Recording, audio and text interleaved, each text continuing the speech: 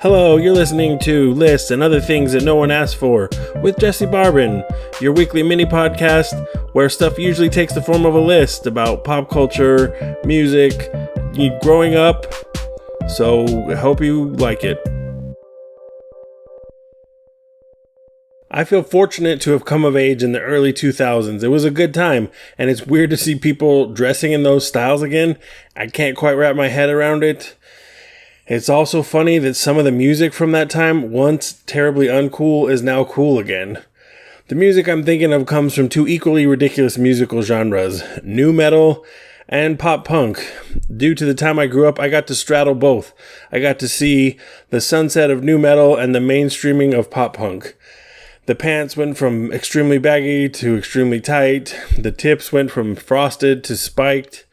And eventually they became kind of swoopy emo bangs. But that will come later. At a certain point in time, both genres faded from popularity, which makes their resurgence all the more mystifying to me.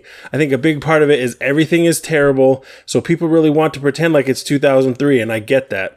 Nostalgia is big business. What I really can't get my head around is that there are new metal bands and new pop punk bands being formed every day. Kids on the internet will try to lecture me about Deftones as though I haven't been known about Deftones since middle school. Basically, it was a glorious time to be alive, and I get that people want to relive it. Ultimately, I ended up making pop punk and emo my whole personality, but I still have a huge soft spot for nu metal, as I got to wave goodbye to it as it passed in the rear view. I feel lucky to have been a part of it.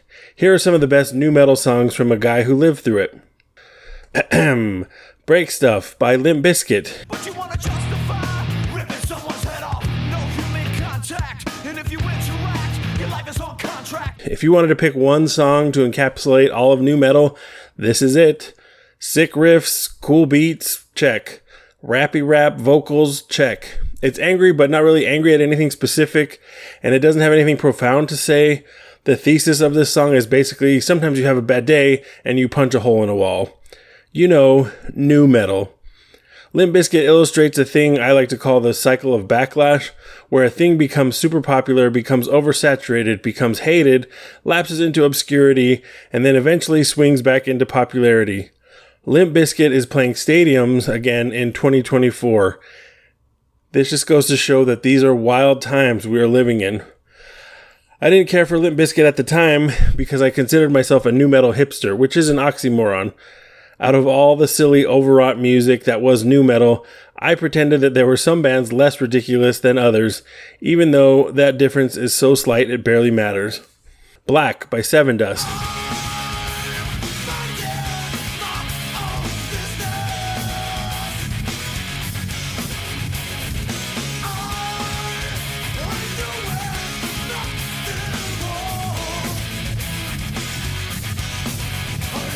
This is one of the more highbrow nu metal bands. Again, highbrow nu metal, oxymoron.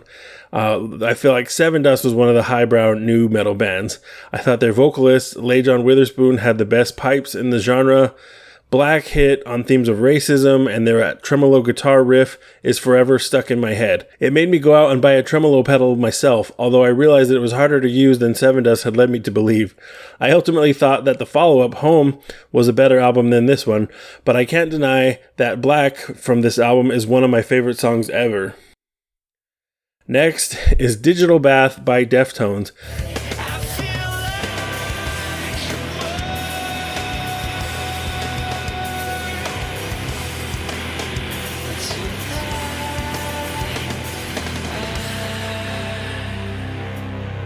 Deftones started off as another rappy rap nu metal band.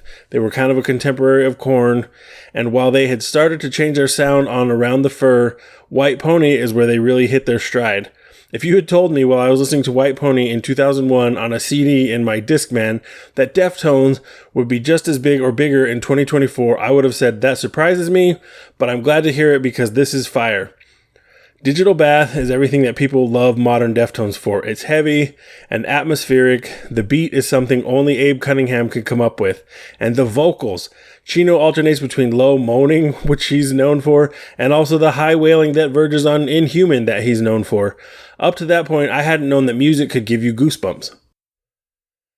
Next, this brings us to the Korn portion of the show, Freak on a Leash by Korn.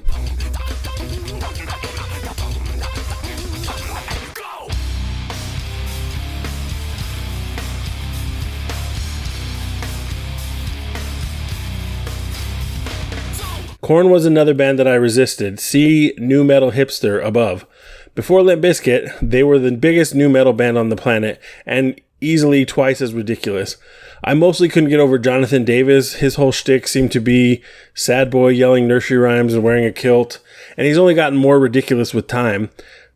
Side note, I hate his mic stand. I know Geiger designed it or whatever, but I've taken heat online for saying that, but I stand by it.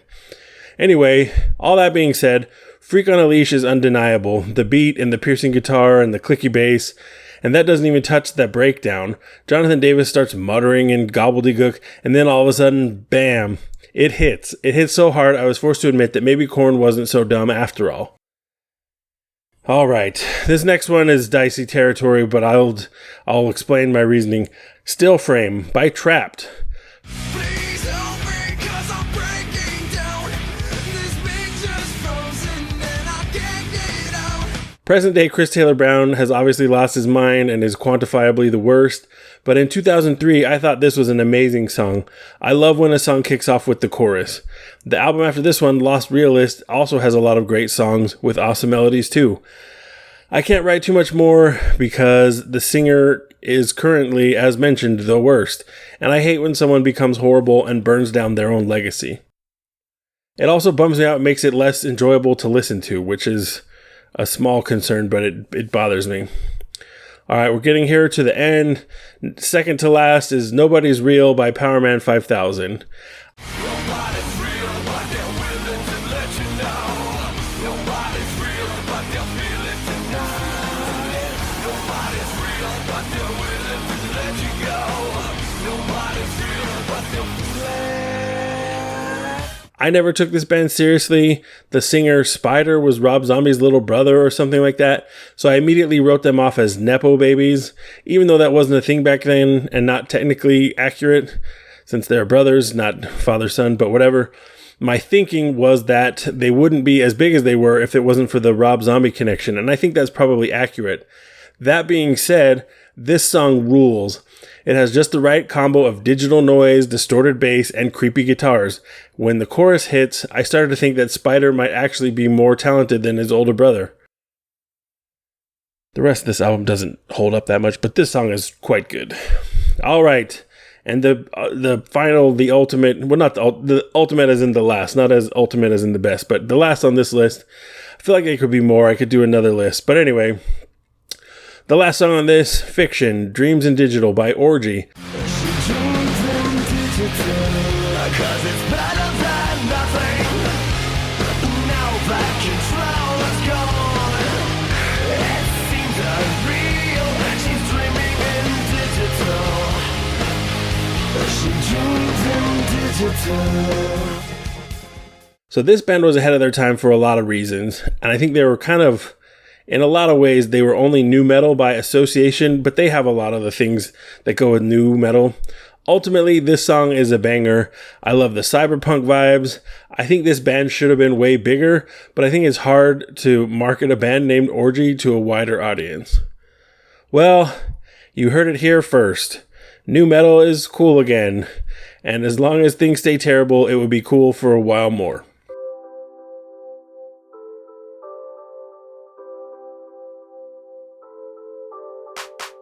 Thanks for listening. I appreciate it. If you prefer reading, there's a Substack. You can talk to me on any social medias at Jesse Barbin. Have a good week.